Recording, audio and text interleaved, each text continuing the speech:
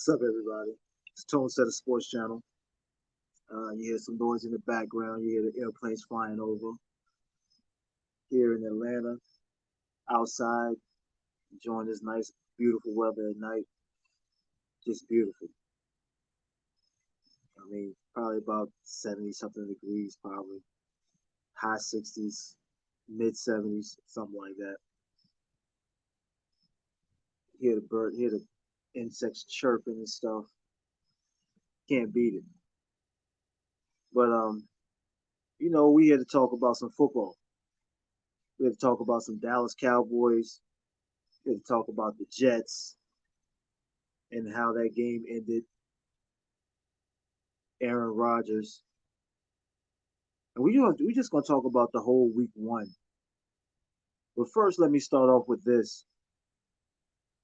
If you watch my live that I did Sunday, I know few people did view it, and if you listen to the games that I betted on and the strategy that I use is doing a teaser, I would have won you some money because I hit all 8 games with that teaser.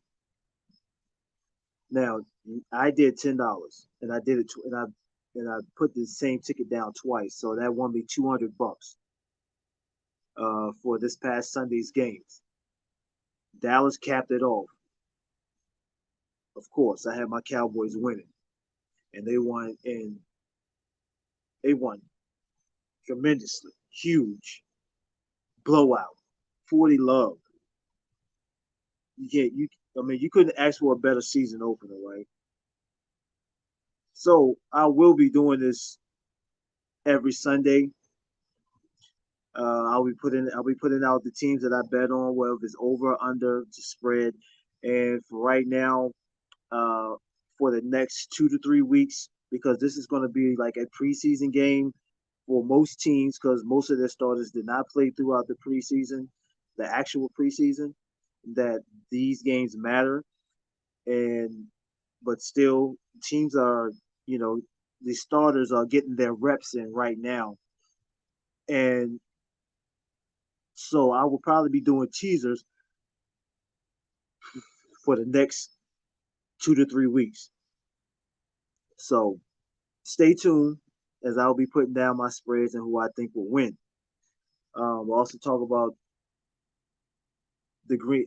Just to get this out of the way, I don't know why, but I'm glad that Vegas did it. That they had the Green Bay Packers as an underdog against the Chicago Bears because that was that was money. And if anybody betting on Green Bay knew that Green Bay was going to win that game, Jordan Love has arrived, so to say. He put the league on notice as well. As you can say about our Dallas defense, that we put the league on notice. Did we or did we not? Because we was dominant last year as well. But this looked different when you talking about you added Gilmore when you added Gilmore to the squad on the defense opposite of Trayvon Diggs, and you see what we can do. See how we made a playoff team that was in the playoffs previously last year, the Giants, and we made Danny Dimes look like Danny Nichols. To be honest with you, so I got to say to my Cowboys, good game, but it's just one game. Now we on to the next, and I love the way we won defensively, and that the offense really didn't have to do much. We didn't have to display as much for other teams, particularly the Jets that we play next, to have much to go off on film. So one thing they will have to worry about is that defense. And now the Jets won in dramatic fashion Monday night against the Buffalo Bills in a hell of an overtime win through all of the 9/11 drama, reminding people of what took place. What I don't know how many years ago now, Uh, shit, I don't know. It's been almost 20 years ago, over 20 years or whatnot. That was 2001 that happened, something like that. But anyway, but you had all of that going on, the dramatization and the injury to Aaron Rodgers, going out with an Achilles, uh, a ruptured Achilles injury. Uh, the first four snaps of the game, Zach Wilson coming in. That defense balled out, got a lot of turnovers. I think they got three interceptions, two fumbles or something like that. I mean, just crazy. And then actually cap the game off with an overtime punt return. Crazy, because I started to not even watch that game anymore once Aaron Rodgers went down. Um, but I'm glad I did. Uh, it was a good way to end week one. To be honest with you, and really, week one really wasn't all of that. To be honest, yeah, it really wasn't. A lot of teams looked sloppy. A lot of games was close that they thought was going to be, you know, favored by a touchdown or more. When you talk about the Washington Commanders, how they was in a dogfight with the Arizona Cardinals. You talking about then you talk about how the San Francisco 49ers, they also blew out Pittsburgh Steelers. And then you talk about um, you had the Atlanta game, then you had the Tennessee game, Tennessee versus the New Orleans Saints. Eagles had a dogfight with New England. To be honest with you, what other games were also pretty much a close game? And I keep doing this every time I go live, man. This is why I'm more in doing the shorts because I keep yawning for some reason, and it throws me off a little bit. So with that being said, I'm not going to be on here long either.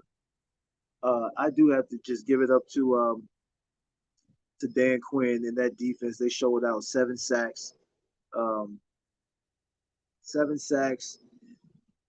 The the field goal block for return, the interception for return. Gilmore with the interception. Guys are just flying all over the place making plays, man. And it's really not for me much for me to say other than the fact that it was just an impressive win against a division rival week one. And I really thought that this game was going to be a lot tighter and a lot closer, with the hype of Daniel Jones improving and all of this stuff and them improving their team overall. But like I stated in my Sunday live, everybody know or should have known that the New York Giants have been having issues for the last couple of years with their offensive line. So that showed us that really showed Sunday. To be honest with you, once we adjusted, because they was trying to run it down our throat with the quarterback runs and all of that, and with Saquon Barkley. But after that, it was it was all downhill for them. So, what do we make of Week One overall throughout the NFL? When you talk about the Browns in Cincinnati, and it's nothing to be honest with you. It's just Week One. It doesn't determine what teams are going to be the strongest teams once we're in Week 12 and so forth. Other than the fact that some teams really showed their strength and dominance, and that hopefully we continue to do that. Now, one thing I will say about Week One is that due to the fact that a lot of starters didn't get reps in the preseason, that we saw injuries. We saw Seattle. They was in a dogfight. They was actually winning too um, against the Rams. But then we saw what the Rams did once Seattle's two they lost two tackles. They lost two tackles, like the Jets losing Aaron Rodgers.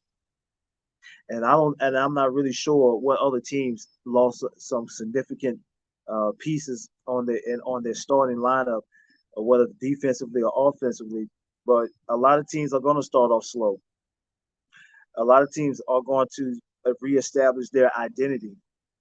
So our identity right now, as we have set the tone, is going to be defense, and rightfully so, because we have been hearing all off season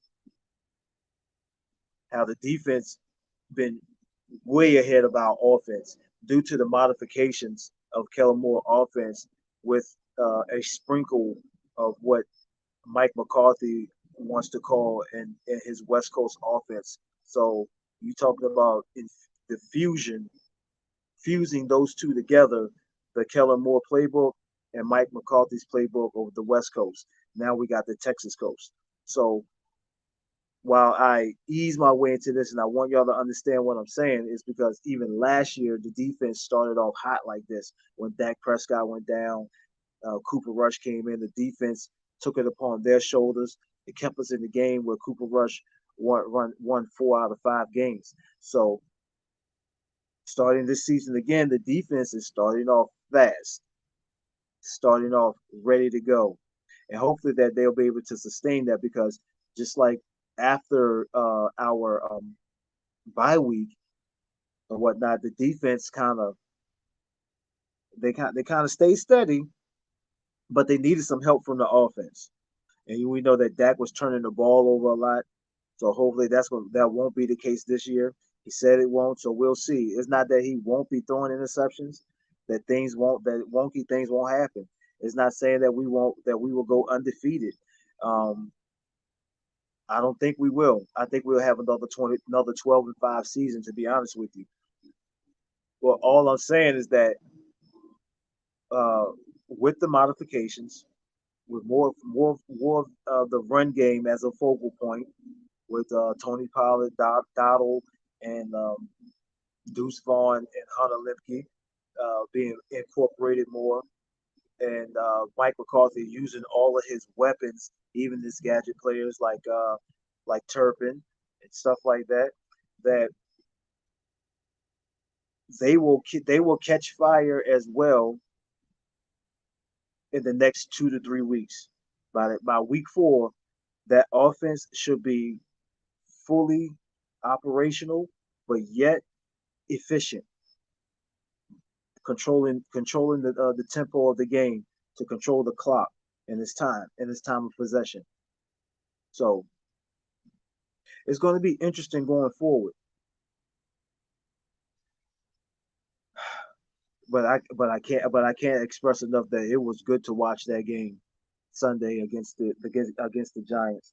And I really don't have much to say because we don't heard it all day today. We heard it Monday after the game Sunday through all the flagship stations and all the other content creators for the Dallas Cowboys. And so I'm just wanted to just recap and just talk about how week 1 ended with our Sunday night game against the Giants and the Monday night game against the Jets. I feel bad for Aaron Rodgers because we was about to face him next, and what the Jets was going to look like with him at the helm. Too bad we won't get to see that, but nevertheless, we cannot sleep on them. But I'm going to save that for tomorrow, and we're going to talk about you know the Jets versus the Cowboys Sunday, and I'm going to start look at scouting and well not scouting, just start looking over all of the games, the spreads, point totals, and I'm going to start summing up what games I am going to bet on this Sunday. And maybe you will, maybe you won't, but just take it as information. But the main thing for the betting part is teaser mode. Go teaser. In my mind, do what you want. Money line. That's always a good way to go because it's just outright. It's just a straight bet on who's going to win, and you're not worried about the spread. So let's just keep that in mind. So I'm just working on being a better content creator, going live and whatnot. I've been getting a lot of traction with the shorts. I'm going to do a short as well. So stay tuned for that. And again, thanks to all of my new subscribers this month, 145. Um, I'm grateful for it. I'm glad you guys are enjoying the content and want to hear more from me. And let's just keep it rolling. Hit like, subscribe, hit the notification bell, share whenever I do a live video like this or whenever I do a short. And I greatly appreciate you guys. And let's keep building this channel up. This is Tone Setter Sports. I'm out. Peace.